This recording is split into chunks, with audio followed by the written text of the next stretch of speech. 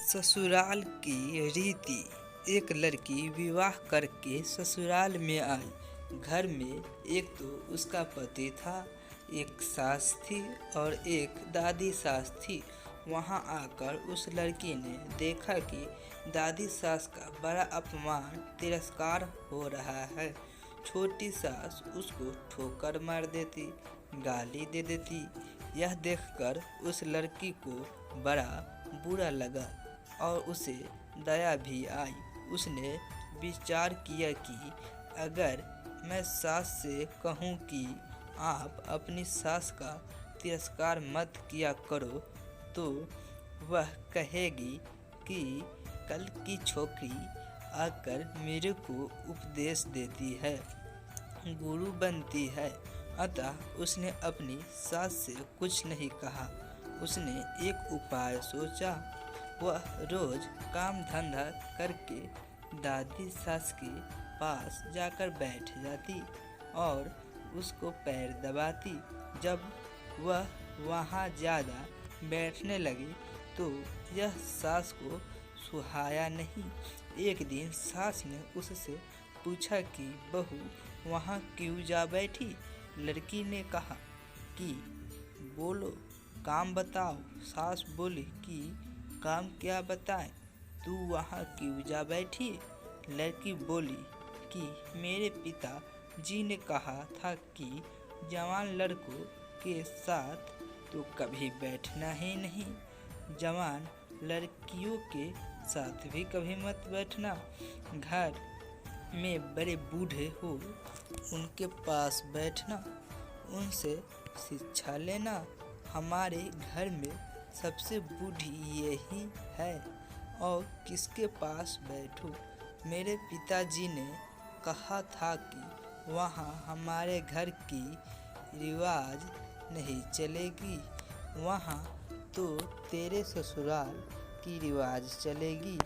मेरे को यहाँ की रिवाज सीखनी है, इसलिए मैं उनसे पूछती हूँ कि मेरे सास ही आपकी सेवा कैसे करती है। सास ने पूछा कि बुढ़िया ने क्या कहा। वह बोली कि दादी जी कहती है कि यहाँ मेरे को ठोकर नहीं मारे, गाली नहीं दे तो मैं सेवा ही मान लूँ। सास बोली कि क्या तू भी ऐसा ही करेगी। वह बोली कि मैं ऐसा नहीं कहती हूँ, मेरे पिताजी ने कहा कि बड़े से ससुराल की रीति सीखना। सास डरने लगा कि मैं अपनी सास के साथ जो बर्ताव करूँगी वही बर्ताव मेरे साथ होने लग जाएगा। एक जगह कोने में ठिकरी इकट्ठी पड़ी थी। सास ने पूछा, बहू ये ठिकरी क्यों इकट्ठा की है। लड़की ने कहा, आप दादाजी को ठिकरी में भोजन दिया करती हो, इसलिए मैंने पहले ही जमा कर ली। तू मेरे को ठिकरी में भोजन कराएगी क्या। मेरे पिताजी ने कहा कि तेरे वहाँ की रीति चलेगी। यह रीति थोड़ी ही है तो आप ठिकरी में क्यों देती हो। थाली कौन मांजे, थाली तो मैं मांज दूंगी, तो तू थाली में दिया कर, ठोकरी उठाकर बाहर फेंक। अब बूढ़ी माँ जी को थाली में भोजन मिलने लगा। सबको भोजन देने के बाद जो बाकी बचे वह खिचड़ी की खुरचन कंकर वाली दाल माँ जी को दी जाती थी। लड़की उसके हाथ में लाकर देखने लगी। सास ने पूछा, बहू क्या देखती हो।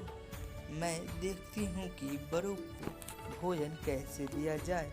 ऐसा भोजन देने की कोई रीति थोड़ी ही है, तो फिर आप ऐसा भोजन क्यों देती हो। पहले भोजन कौन दे। आप आज्ञा दो तो मैं दे दूंगी। तू तो पहले भोजन दे, दिया कर। अच्छी बात है। अब बूढ़ी माँ जी को बढ़िया भोजन मिलने लगा। रसोई बनते ही वह लड़की ताज़ी खिचड़ी, ताज़ा फुल्का, दाल सग्गा ले जाकर माँ जी को दे देती। माँ जी तो मन ही मन आशीर्वाद देने लगी। माँ जी दिन भर एक खटिया पर पड़ी रहती। खटिया टूटी हुई थी, उसमें से बंदनवार की तरह मुझे नीचे लटकती थी।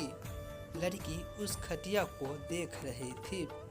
सास बोली कि क्या देखती हो? देखती हूँ कि बड़े को खाट कैसे दी जाए। ऐसी खाट थोड़ी ही दी जाती है। यह तो टूट जाने से ऐसी हो गई, तो दूसरी क्यों नहीं बिछाती? तू बिछा दे दूसरी। आप आज्ञा दो तो दूसरी खाट बिछा दूँ। अब माँ जी के लिए निवार की खाट लाकर बिछा दी गई।